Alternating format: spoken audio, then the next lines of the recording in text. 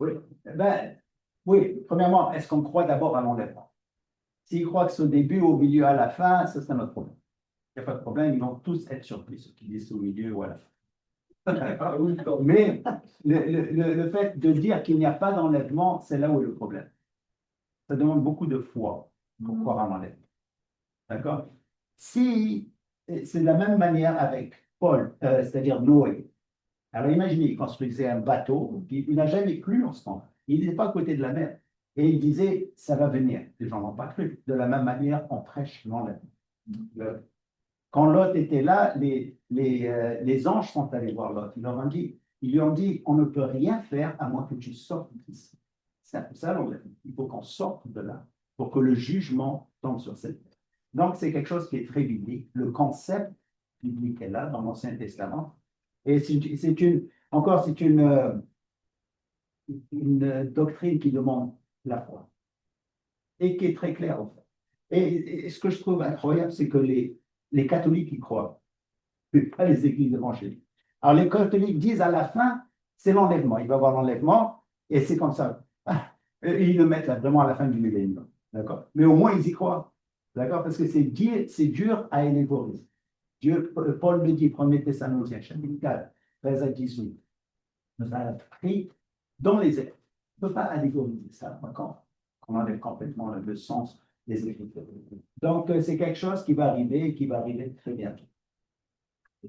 Avant, bien sûr. Ben oui, avant, non, avant les tribulations. On ne peut pas rendre. Il y a plusieurs arguments. Je vais vous en donner un des arguments les plus forts. C'est que au commencement de la tribulation, vous allez dans Apocalypse 5, 4, 5, vous allez voir les 24 anciens. Alors, qui sont ces 24 anciens? Okay. Alors, on les voit, ils sont assis dans des trônes et ils ont des couronnes. Okay. Qui est assis dans un trône au paradis? Pas des anges, seulement Dieu et les croyants. Jésus nous a promis ça. Et là, on voit les 24 qui sont assis là. Donc, l'Église est là avant le commencement de la tribulation, Apocalypse 6. D'accord? Et on les voit là. Et pourquoi 24? Parce que Dieu, évidemment, c'est-à-dire avait inspiré à David de diviser c'est-à-dire la tribu de Lévi en 24 différentes sections pour que chacun ait au moins 2 semaines chaque année pour servir. D'accord? Donc, on voit ce système de 24.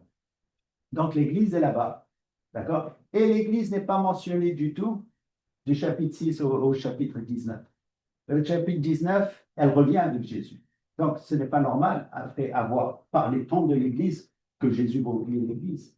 Donc, ce qui se passe, c'est les 144 000, c'est comme ça que ça commence, et ils vont faire un travail extraordinaire. On le voit dans Apocalypse 7. Il va y avoir des milliers de personnes. Jean essayait de les voir, et les compter, il dit, je ne peux pas, il y en avait trop. Ils vont venir de toutes les nations. Donc, ça doit être avant. Pourquoi, encore une fois, c'est que le temps de la tribulation est un temps de jugement. Un jugement contre Israël, pour Israël, et un jugement pour les nations. Nous avons déjà été jugés sur la foi. Et donc, nous allons être enlevés. Il faut être un peu fou pour y croire, mais on est tous fous un petit peu pour Jésus. Ouais, c'est ça. Non, peux-tu faire un lien entre Noé et l'enlèvement? Non? Oui, dans bien le sûr. sens où il y a Oui. c'est la colère de Dieu, là, Noé, Oui. là, mais Noé est protégé Oui. dans l'arche. C'est absolument. Il est par-dessus Okay. l'eau.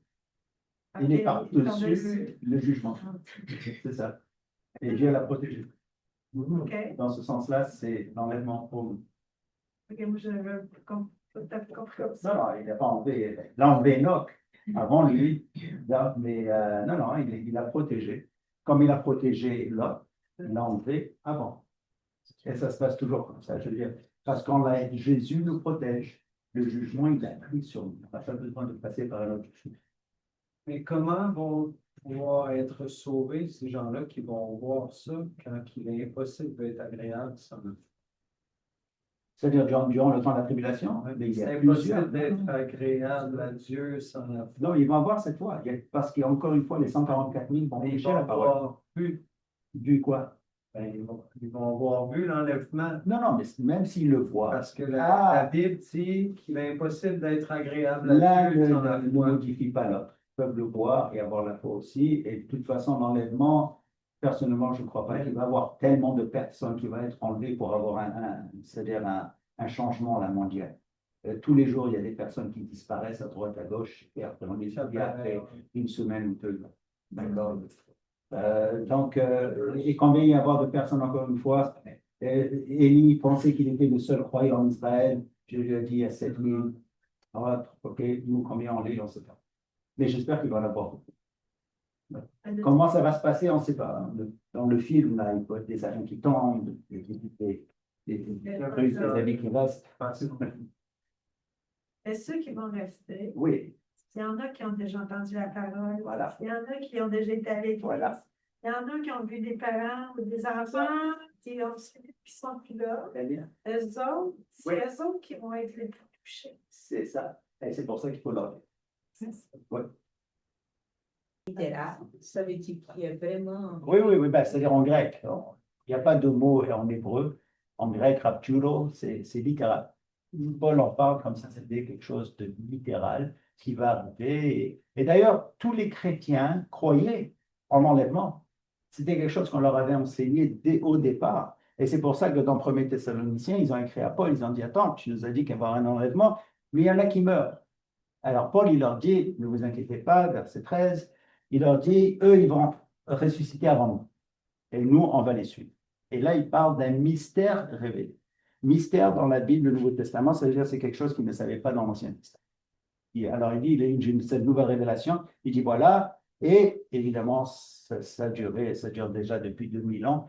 Ils attendaient à l'enlèvement dans leur temps, on le voit dans 1 Corinthiens, chapitre 15, qui est le chapitre de la résurrection, il dit, nous allons être enlevés. Alors, il attendait dans son temps. Mais c'est correct. De toute façon, notre enlèvement est quand? Regardez l'âge qu'on a déjà, pas mal avancé. On va être enlevé bientôt. J'aimerais comprendre comment la doctrine, c'est la première fois que j'ai entendu que les catholiques ont cette doctrine-là Oui. de l'enlèvement. Oui.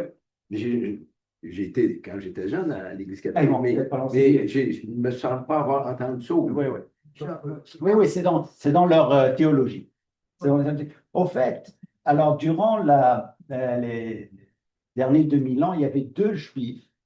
Alors les juifs qui étaient croyants, d'ailleurs, ils ont disparu dans l'histoire, mais ces deux juifs sont devenus des jésuites. Ils ne se connaissaient pas. Mais un surtout, il avait dit oui, l'enlèvement, mais ça va arriver avant la deuxième venue de Jésus. Alors, ça a détruit toute la théologie et l'Église catholique l'a renvoyé. Et il est allé en Israël. Alors, j'ai oublié son nom, mais son livre est encore en vente à Amazon. Ouais, là-dedans. Alors, ce juif, il dit non, c'est l'enlèvement, on le voit à la 1er Thessaloniciens. Lui, il enseignait cet Il a enseigné, il l'a renvoyé, oui. Mais ce que l'Église catholique enseigne en ce moment, c'est quoi? C'est ça, que ça va arriver au millénium. Ah, OK. Après, à la fin du millénium. C'est ça. C'est pas Émile Guerre. Non, c'est dramatique. Donc, vous avez raison, oui. Les fêtes d'Israël parlent des temps, des temps prophétiques elles-mêmes. Ça veut dire qu'on peut supposer que la fête, que l'enlèvement va être aux alentours justement de la fête d'automne de Yom Kippour. Pas vraiment, non, parce que de l'enlèvement va venir à n'importe quel temps. Alors, la Bible est très claire que l'enlèvement peut venir à n'importe quel jour, n'importe quelle heure. D'accord? Alors, ce qui s'est passé des fêtes du printemps ne correspond pas, en ce qui concerne la chronologie, aux fêtes d'automne.